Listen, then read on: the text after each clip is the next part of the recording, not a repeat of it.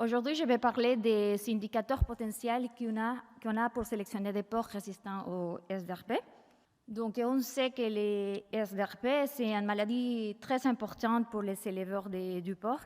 Et le problème, c'est qu'on n'a pas de stratégie unique pour lutter contre les SDRP parce que les virus, ils mutent souvent. Donc, il y a une variation génétique très forte. Et pour ça, les vaccinations, ne marchent pas bien. Donc, si est-ce qu'on veut travailler des résistants pour les porcs, et les seules choses qui nous restent, c'est travailler dans l'aspect génétique. Et on sait qu'il y a des variations génétiques existent dans les populations des porcs. Et ici, c'est un exemple. Cette figure, vous pouvez voir, c'est des données qui viennent d'un essai qu'on a fait aussi chez Topics Northville. Chaque colonne, c'est un verra. Je peux voir que... Donc ici, en moyenne, chaque verra, ils sont 45 descendants. Je peux voir qu'il y a des verras qui sont des descendants avec un faible résistance. Donc la majorité des descendants, ils sont morts après un challenge de RDP. Mais par contre, il y a des autres verras que même moins de 5% de ces descendants, ils décèdent après une exposition au SDRP. Donc, on sait que la sélection après une infection d'SPRP, c'est une stratégie possible, potentielle, pour améliorer la résistance du porc au SDRP. Mais le problème, c'est que pour faire ça, on a besoin de la collecte continue des données individuelles en situation d'infection. Et ça, c'est cher, ça prend du temps et c'est controversé sur le plan éthique. Donc, on voudrait trouver une autre solution et ça peut être d'identifier des indicateurs génétiques des résistants aux challenges et infections sans avoir besoin d'exposer notre animal et d'une inoculation des SDRP. Et basé sur des études précédentes, on sait que la charge virale, la virémie, est corrélée avec les taux de croissance. Aussi, on sait que le niveau d'anticorps est corrélé avec la performance des mises en bas détruites. Aussi, une autre étude, elle a montré que la réponse à la vaccination elle est très fort corrélée à la réponse au challenge. C'est une corrélation génétique de 0,94. Je sais que l'erreur standard est assez large, mais quand même, on a une indication de qu'est-ce qu'on attend, la réponse de la vaccination peut être similaire à la réponse après un challenge. Et c'est pour ça qu'on voudrait essayer de voir si la virémie et la réponse d'anticorps après une vaccination peuvent être des indicateurs potentiels. Donc, on a trois objectifs. Le premier, c'est d'estimer les paramètres génétiques des indicateurs potentiels, parce qu'on voudrait savoir s'ils sont en variation génétique, comme ça on peut travailler sur ça. Et le deuxième, c'est d'estimer la corrélation génétique entre les indicateurs proposés et un phénotype qu'on mesure après un challenge d'RDP, et ça sera les gains moyens quotidiens. Et finalement, on voudrait identifier des régions génomiques de la réponse à la haute après la vaccination et au challenge pour connaître un peu plus les backgrounds biologiques. Donc, les schémas expérimentaux, on a eu presque 2000 porcs.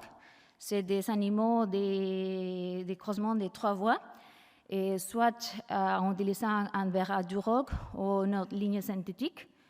Tous les porcs ils sont élevés dans un élevage commercial et au moment de sévrage, on les a transportés dans un centre de recherche commerciale. Tout ça s'était passé aux États-Unis.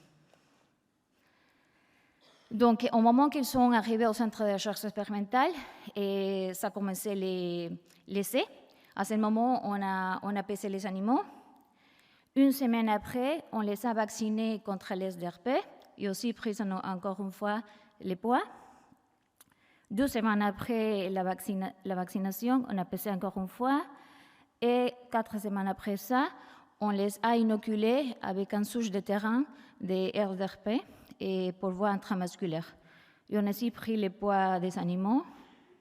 Et finalement, on a pris les poids des animaux au moment d'aller au laboratoire. S'il y avait des animaux qui sont décédés entre-temps, on a pesé les animaux. Et finalement, on a fait 2 prélèvements d'échantillons de sang et un à 14 jours après la vaccination et le deuxième 42 jours après la vaccination.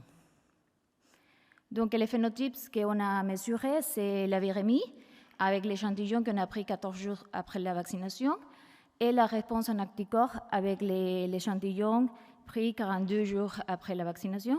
Et comme on a eu beaucoup de prix de poids, on arrivait à estimer les GMQ entre les jours du challenge jusqu'à 21 jours après challenge. Dans les tableaux, vous pouvez voir que les GMQ, on a l'estimé presque pour tous les animaux de l'expérience, mais par contre, pour la virémie, la réponse, on n'a qu'utilisé 50% des échantillons. C'était pour une raison de budget, et voilà.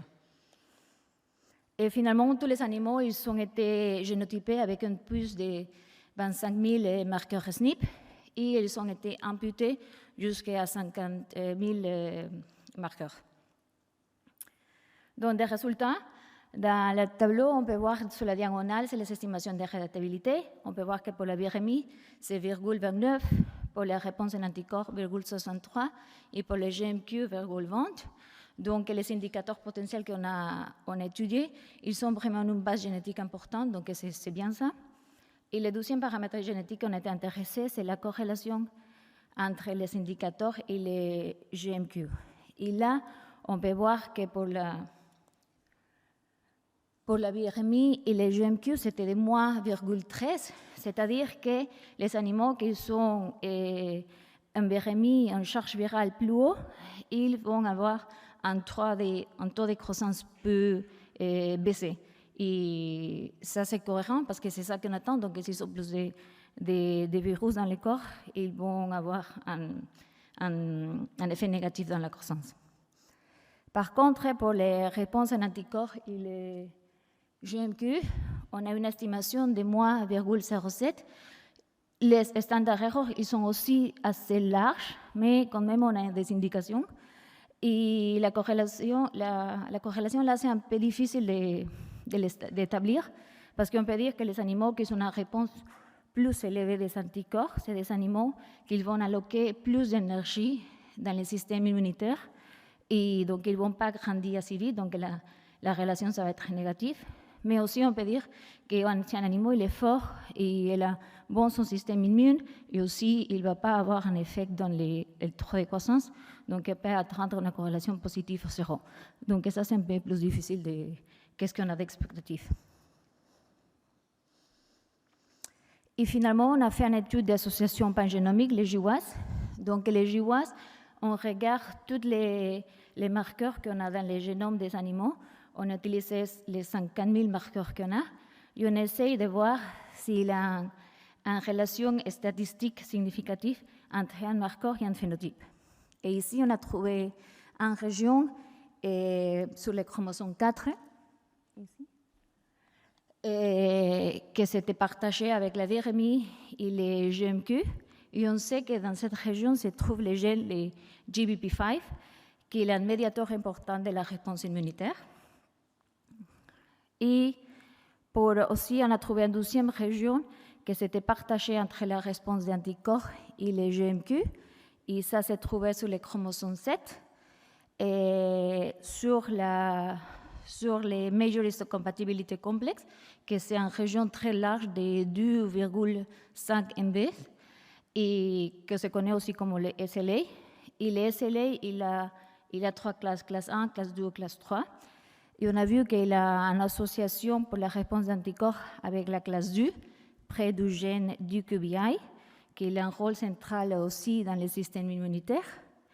Et pour les GMQ, c'était un peu plus décalé sur les classes 1 que c'était associé. Donc avec ça, on a vu que les indicateurs qu'on a étudiés sont vraiment une base génétique importante. La corrélation génétique entre la virémie après la vaccination et les GMQ après les challenges, c'est dans la direction qu'on a désiré. Et on a compris un peu les régions principales associées à cet caractère, que c'était après la vaccination et après un challenge, et qu'elles partageaient des régions en commun.